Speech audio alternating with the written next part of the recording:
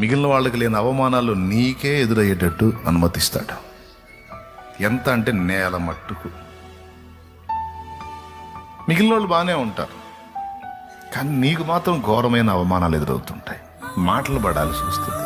అది ఎలా ఉంటుందంటే నిటారుగా నిలిచిన రాను అడ్డంగా నేల మీద పడిపోయినట్టు ఉంటుంది నీకు ఆ ఫీలింగ్.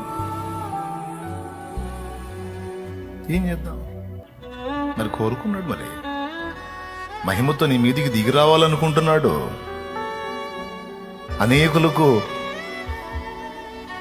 నిన్ను ఒక ఆశీర్వాద కారణంగా చేయాలని కోరుకున్నాడు, డిసైడ్ చేశాడు, ఎంపిక చేశాడు. ఇంకా ఆగడు.